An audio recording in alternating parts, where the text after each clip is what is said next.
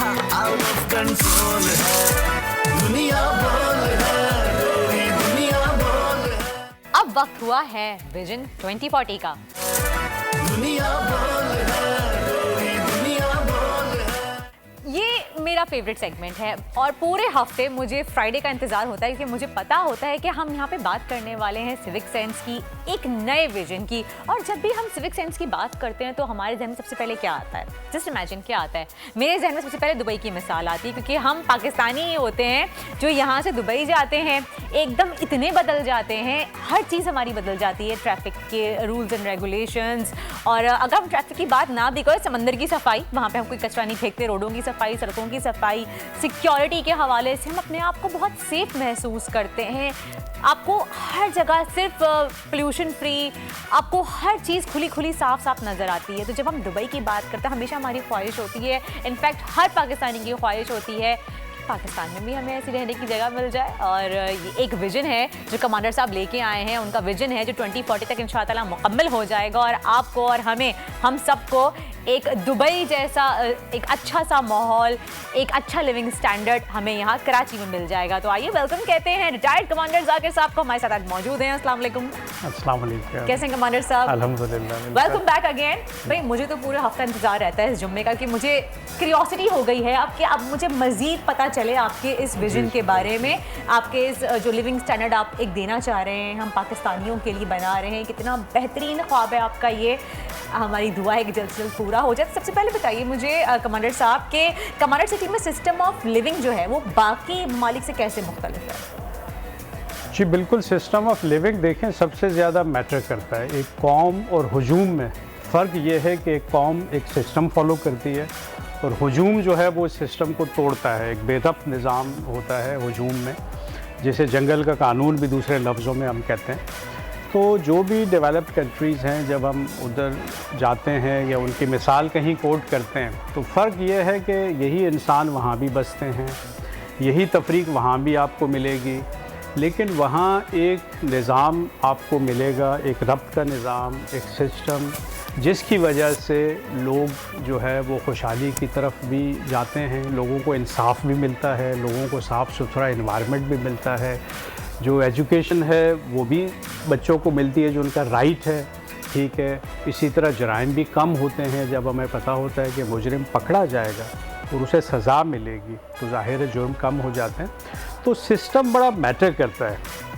तो जब मैंने विजन 2040 डिवाइस किया तो दरो दीवार से हट के सिस्टम ऑफ लिविंग को ज़्यादा मैंने तरजीह दी। देखिए हम ही लोग कमांडर साहब जो यहाँ से जाते हैं दुबई या यूके या यूएस जाते हैं, वहाँ पे हम एक रैपर नहीं फेंकते हैं, बिल्कुल, क्योंकि पता है ना कि जुर्माना हो जाएगा, खड़ा नहीं हो सकते हैं। देखिए वहाँ हम रेड सिग्नल नहीं तोड़ते, हमें पता है जुर्माना हो जाएगा, हमें पता है 2-3 दफ़ा करेंगे लाइसेंस कैंसिल हो जाएगा। लेकिन यहाँ पे देखें, हम 100 रुपये का नोट जेब में रख लें तो जो मर्जी सिग्नल तोड़ दें, आप 100 रुपये दे दें। मतलब ये देखें, ये फ़र्क है, ये फ़र्क है जो मैं सिस्टम की बात कर रहा हूँ। कमांडर सिटी में ये रूल्स एंड रेगुलेशंस होंगे? जी बिल्कुल, देखें जो रूल्स बनाए जाते हैं वो फॉलो करने के लिए बनाए जाते हैं। और एक अच्छा मुआशरा उसी वक्त कायम होता है जब वहाँ डिसिप्लिन हो लोगों में, जब एक दूसरे का एहतराम हो, जब ह्यूमन वैल्यूज़ हों, जब लोगों को इंसाफ मिले, जहाँ इकनॉमिक प्रॉस्पेरिटी हो, ठीक है, जहाँ मज़ा आए रहने का, जहाँ घूमने फिरने का मज़ा आए, जहाँ कोई डर कोई खौफ ना हो कि कोई से आप निकल जी आज़ादी से निकल सके, ठीक है, सबके राइट्स हों। ये सारा सिस्टम हमने कमांडर सिटी में अल्हम्दुलिल्लाह इम्प्लीमेंट किया है। इस वक्त जो फैमिलीज़ वहाँ पे रह रही हैं वो बहुत पुरसुकून हैं। वहाँ कोई बेरब्त चीज़ हम नहीं होने देते, एक बेहतरीन मॉनिटरिंग का सिस्टम है, ठीक है। फिर हमारी वहाँ पे एक कमेटी है, अगर कोई प्रॉब्लम होता भी है तो हम उसको रिजॉल्व करते हैं अपने लेवल पे। लेकिन कमांडर साहब अभी जो आपके पास कमांडर सिटी में लोग आके रह रहे हैं, डेफिनेटली वो बाकी यानी कि मुल्की निज़ाम से आके वहीं पर ही बसे हैं, रहना शुरू किया है, तो वो लोग निज़ाम में इतनी आसानी से कैसे ढल गए या आपको मुश्किलात का सामना करना पड़ा, उनको डिसिप्लिन में लाना पड़ा, एक सिस्टम समझाना पड़ा? नहीं, देखें मुश्किलात तो बहुत हैं, स्पेशली जो बच्चे हैं, वो बच्चे अगर किसी ऐसे एनवायरनमेंट से आ रहे हैं जहाँ उनकी आदत ख़राब हुई हैं, वो बदतमीज़ हैं, बिगड़े हुए उनकी हैं, आप लैंग्वेज, सबको हाँ बिगड़े हुए हैं। हैं, उनकी लैंग्वेज सही नहीं है, ये अक्सर हमें देखने को मिलता है। क्योंकि ज़ाहिर है middle class, lower middle class आबादी इस वक्त आ रही है वहाँ पे, तो उनके बच्चों को फिर हमें दो तरीके हैं। एक तो जब वो एजुकेशनल इंस्टीट्यूट में आते हैं, एडमिट होते हैं, तो वहाँ पे हमें उनका जो करैक्टर बिल्डिंग का एक सिस्टम, जो पिछले प्रोग्राम में भी हमने डिस्कस किया था कि मॉरल लेक्चर्स होते हैं, उनको मॉनिटर किया जाता है, उनके मूवमेंट्स, अगर वो पार्क पे हैं फिर उनको हमें सिखाते हैं कि भाई ये कचरा नीचे नहीं फेंकना, इसको डस्टबिन में डालना है। अगर आप किसी को नीचे फेंकते हुए देखें तो आप इंसिस्ट करें कि डस्टबिन यूज़ करना है, हमने सफाई निस्फ़ ईमान है। तो इस तरह हम मोटिवेट करते हैं बच्चों को, बड़ों को मोटिवेट करते हैं, और जहाँ पे कोई बेरब्त चीज़ होती है उस पे हम जुर्माना आयद करते हैं, और जुर्माना भारी होता है। मतलब अगर कम से कम हमारा जो जुर्माना है वो 5000 रुपीज़ है।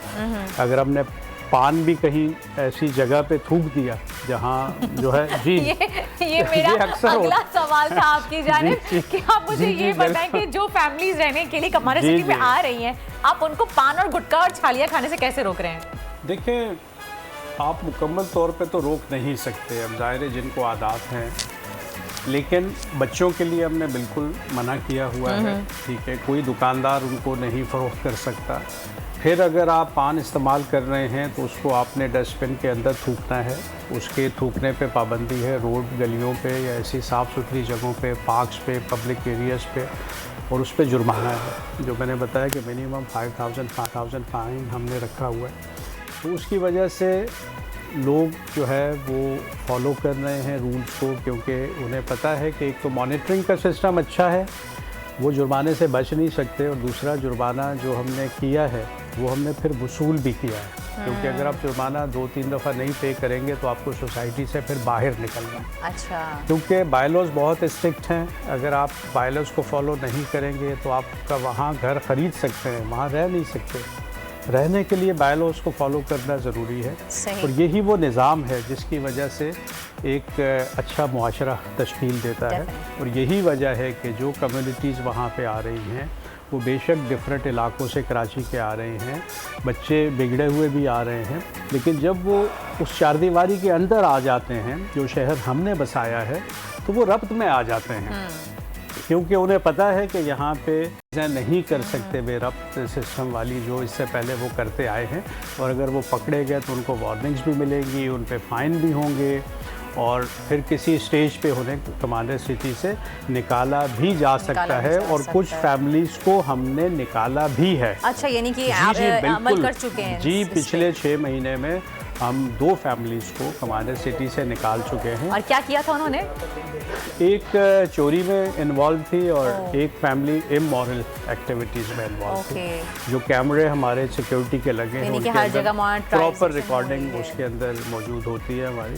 तो अब आहिस्ता आहिस्ता देखें, ये कोई इतना मतलब मुश्किल काम नहीं है, ये स्टेट भी कर सकती है, और स्टेट को करना चाहिए कि वो इस तरह का कोई निज़ाम लेके आएँ जिसमें लोगों को एक डर, एक खौफ हो कि अगर हम कुछ गलत करेंगे तो हम पकड़े जाएंगे और फिर हम पे फ़ाइन होगा। तो जब तक ये खौफ नहीं होगा उस वक्त तक कोई भी बेहतर निज़ाम नहीं आ सकता कि जहां आप किसी को छोड़ दें, किसी को सज़ा दें, तो उस वहाँ पे कोई कभी भी जब तक इंसाफ नहीं होगा, ठीक है, उस वक्त तक एक अच्छा निज़ाम नहीं बन सकता। तो आपके पास ज़्यादातर जो है वो मिडिल क्लास और लोअर मिडिल क्लास फैमिली है, यानी कि जिनके हम कह सकते हैं कि लिमिटेड वसाइल होते हैं। जी बिल्कुल ऐसे। तो कमांडर सिटी का जो स्टैंडर्ड ऑफ लिविंग है या स्टाइल ऑफ लिविंग है, वो इन लिमिटेड फैमिलीज़ के जिनके वसाइल बहुत कम है उनके लिए कैसे ख़ास रोल प्ले कर रहा है? देखिए, यहाँ पे भी एक सिस्टम आ जाता है ना, जिसको जैसे हम कहते हैं रियासत मदीना का सिस्टम। वहाँ क्या था कि जो अंडर प्रिविलेज्ड हैं उनके लिए आप कोई ना कोई पैकेज ऐसा लेके आते थे कि वो अपने आप को इन्फीरियर फील ना करें। अब यहाँ पे भी जो गवर्नमेंट को सिस्टम एक बनाना चाहिए कि जो हमारी गरीब लोग हैं या पॉवर्टी जिन इलाकों में ज़्यादा है, वहाँ पे कुछ ना कुछ ऐसे इक़दाम ज़रूर किए जाएं, या उनको जॉब्स देने में प्रायोरिटी पे रखा जाए, या उनको राशन कार्ड दिए जाएं और सस्ता राशन उनको दिया जाए। तो इस तरह का कोई कदम ऐसा ज़रूर उठाना चाहिए कि जो अंडर प्रिविलेज्ड हैं वो भी सुकून से रह सकें इस महंगाई के दौर में। अब चले मुल्क की सतह पे तो हमने देखा बहुत अच्छा हमें इस पे काम होता नज़र नहीं आ रहा, लेकिन आपका पूरा एक नया विजन वो भी देख रहे हैं। अपनी चार दीवारी के अंदर कमांडर सिटी की हमने इसको इम्प्लीमेंट किया, इस निज़ाम को। हम जो अंडर प्रिविलेज लोग हैं उनकी लिस्ट बनाते हैं, ठीक है, जब वो वहाँ शिफ्ट होते हैं उनका सारा डाटा हमारे पास होता है, फिर जितना हम उनकी मदद कर सकते हैं हम करते हैं। अब जैसे अभी एक राशन का सिस्टम हम इंट्रोड्यूस कर रहे हैं जिसमें हम तमाम राशन आधी कीमत पे उनके लिए होगा जो अच्छा, तमाम राशन आधी कीमत जी पे होगा। आटा, चीनी, दालें, मतलब ये सारी चीज़ें मार्केट से आधी कीमत पे मिलेंगी, ठीक है, उनके लिए।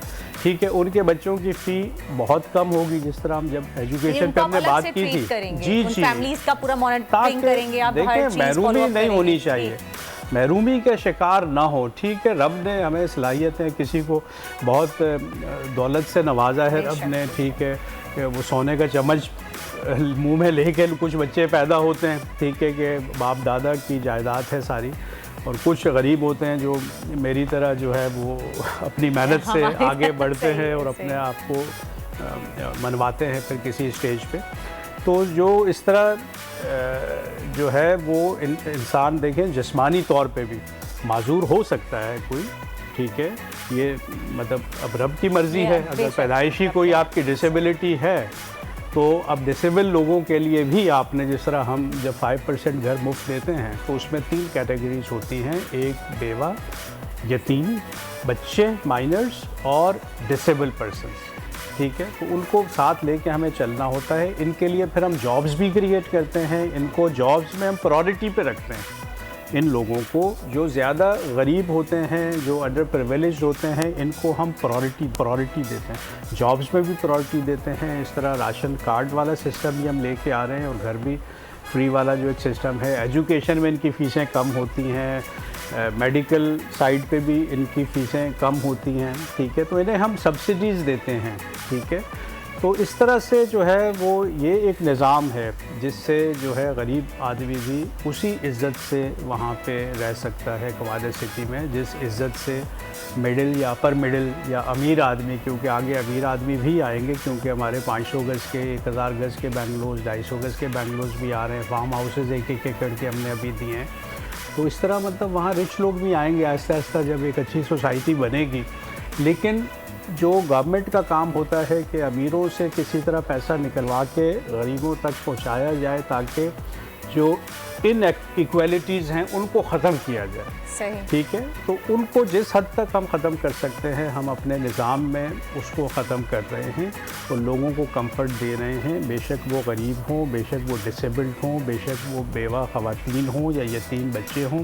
जब वो कमांडर सिटी में आते हैं तो उनको हम प्रॉपर मॉनिटर करते हैं और उनकी बेहतरी के लिए जो हम मैक्सिमम कर सकते हैं वो हम कर रहे हैं। अच्छा, मैं काफ़ी देर से आपकी वीडियो देख रही हूँ स्क्रीन पे, डेफिनेटली हमारे व्यूवर्स भी देख रहे होंगे ऑफ कोर्स, और यहाँ पे देखिए मुझे अंदाज़ा हो रहा है कि सिक्योरिटी वाइज मुझे काफ़ी सेफ लगा। जैसे कि आपने दिखाया है बच्चों का फुटबॉल ग्राउंड है, बच्चे खेल रहे हैं, एक बाउंड्री वॉल्स हैं, बच्चे आराम से साइकिलिंग भी कर रहे हैं, फीमेल जो है वो खवातीन एक पार्क में जा रही हैं, जिम भी है, वाटर पार्क भी, मुझे शायद वाटर पार्क है शायद, ये स्विमिंग पूल है, स्विमिंग पूल्स हैं नज़र आ रहा है। तो सिक्योरिटी का मुझे बहुत ही कोई बेहतरीन निज़ाम नज़र आ रहा है। सबसे ज़्यादा तो आपने सिक्योरिटी पे फोकस करना है, क्योंकि अगर सिक्योरिटी नहीं होगी कुछ भी नहीं होगा, ठीक है ना। तो अब मोबाइल छीनना शुरू हो जाए, घरों में डाके पड़ना शुरू हो जाए, चोरियाँ होनी शुरू हो जाए, अगवा होने शुरू हो जाए, तो फिर कौन उधर आएगा, ठीक है। तो सबसे ज़्यादा फोकस मेरा चूँकि सिक्योरिटी पे था, वहाँ पे बेहतरीन मॉनिटरिंग का सिस्टम हमने रखा है।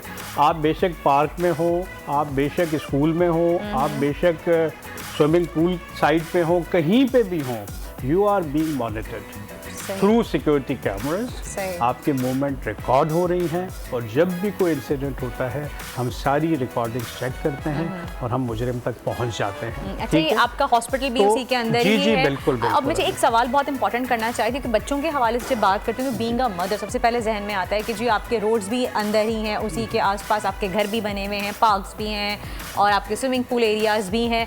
तो आप लोग गाड़ी की स्पीड वगैरह कैसे मॉनिटर करते हैं? क्योंकि बच्चे तो डेफिनेटली रोड भी क्रॉस कर रहे होंगे, बच्चे तो आ जा रहे होंगे, वो तो फिर बच्चे जब खेलते हैं तो वो ध्यान भी नहीं रखते हैं। तो इन चीज़ों को कैसे ख्याल रखेंगे? ट्रैफिक कवानीन के हवाले से बात करें। देखिए वो भी आपके रूल्स में ही आ जाते हैं ना, वो भी आप सिस्टम में ही वो चीज़ें आ जाती हैं, ठीक है।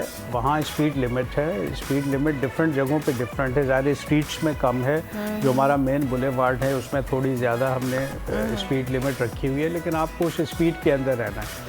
फिर बच्चों के लिए जहाँ वो उन्होंने स्केटिंग करनी होती है, अलग हमने वो जगह बनाई हुई है, वहाँ पे वो स्केटिंग करें।